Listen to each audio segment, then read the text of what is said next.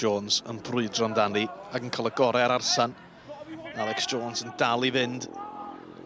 Nelly mae gornel ac yn troi 2-1, gwaith gwych gan Alex Jones. Y croesiad at y canol, Dave Jones yn ei chyreddu, ond yn gwir ar bel at Callum Bradley. Mae'r Fflint ar y blaen wedi 6 munud. Alex Jones yn creu yn gampus. Ail gol Bradley'r tymor hwn. 9 munud wedi chwarae. Y gig gornel at y postyn pella. Mae'n nghefn y rhwyd, ond chwiban Mr Griffith y dyfarnwr wedi chwythu. Cerdyn melyn i James Davies am gwyno. Fe gododd Roberts yn gynnar, fe gododd yn dda, ond trosedd yn ôl y dyfarnwr.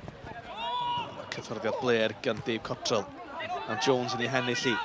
Mae Wild a Kenny o'i flaen. Alex Jones, ond torri tu fewn i Naim Arsan. Jones yn dal i fynd. Jones yn pas ar draws!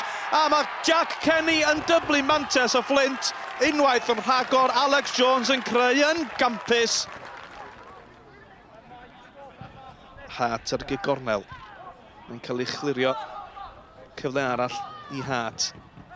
Mae hon yn un ddofn at Wild. Mae Wild ar y foli, mae'n taro traws, mae dros y llinell. Mae'n 2 i'r Flint cyn yr hanner awr.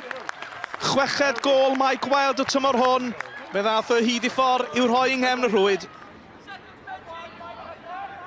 O, Mills Evans yn fler yn methu ar y cliriad. Bradley, y croesiad cynnar at Jack Kenny. Nawr te, mae'n gic o'r smotyn yn ôl Mr Griffith. Dim ymdrech chwarae'r bel gan Arsan, ond yna ddim llawer yn ddi. Hon fydd cic ola'r hanner cynta. Mike Wild yn erbyn Dave Jones. Wild yn taro'r postyn! Dwi'n meddwl bod pawb yn meddwl bod hwnna'n mynd i'r gornel isa. Cottrell ar gic gornel. O, na dynnu Cris ar Kieran Mills Evans. Ond bel yn mynd drwodd i Jordan Evans. Mwan dwe, chydig o le, i ergydio! O, na chi ergyd wych fel saith i'r gornel isa. Drenewydd yn tynnu gol yn ôl, a gol orau'r gêm hyd yn hyn. George Hughes, ceisio ergydio, mae'n cael ei gwiro. Wild. Wild yn cyffyrddiad chydig yn drwm. Mae'r dyfarnwr yn mynd i'w boced, ail gerdyn melyn i Mike Wild. Mae'r Flint lawr i 10-1. Mae yna hanner awr o'r gêm yn weddill. Dwi'n meddwl bod yna falais yn ni, ond mi oedd Wild yn hwyr. 12 munud o'r gêm yn weddill, fe fydd y gol y Drenewydd yn newid pethau nawr. Y croesiad gan Cottrell yn cael ei benio'n glir. Mae'r... O, heibio i Mills Evans yn nawr te, mae yna erwe o leo i flaen. Dim ond y golwr i'w giro Ben Mar. Y cyffyrddiad gan y golwr, a mae'n sleifio mewn i'r gornel. Mae'n 4-1 i 10-1 y Flint. Dos bosib bod y triphwynt yn saff nawr.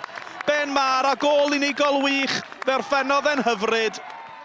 Ar ni eistedd lawr ar dechrau'r tymor ac edrych ar y 6 gêm gyntaf ac da ni wedi setio targedau ac da ni'n gobeithio da ni'n gallu mynd uwchben y targed yna wan efo canlyniad yn hwyl ffordd wrth nesaf.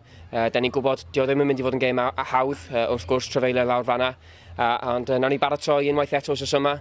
Mi nawn ni mwynhau heno ar y penwythnos, ond byddwn ni syth nôl mewn ar nos fawrth ac yn gweithio'n galed ac yn ceisio ddod fyny efo game plan unwaith eto i fynd eto os nesaf. We had a very good start to the season in terms of winning the first 3 games. We felt like we were building some momentum, and we thought we put in a very good performance against TNS, but didn't get anything out of it. Really important that we got ourselves back to winning ways, and we know that Newtown are going to be a team that are going to be pushing in around that top 6. Obviously, I know Chris really well, and he's doing a fantastic job with them there. So we knew it'd be a really tough game. It was important we came flying out of the traps, and we knew our first goal was going to be important, and we managed to get our noses in front. And I thought we were full value in the first half of the scoreline. And if, maybe we scored the penalty, the game's done at half time. Look, I can come on here and talk about key moments in games, and we've had a perfectly good goal ruled off. What makes it 1-1, I think, after just in the first 10 minutes. I'm baffled really as to why it wasn't given. I don't think anyone knows. Our goalkeepers for their first goal been caught with the forward player. Fine, it's contact, it happens, but then I don't think our players touched their goalkeeper. He's jumped higher, his desires more than him.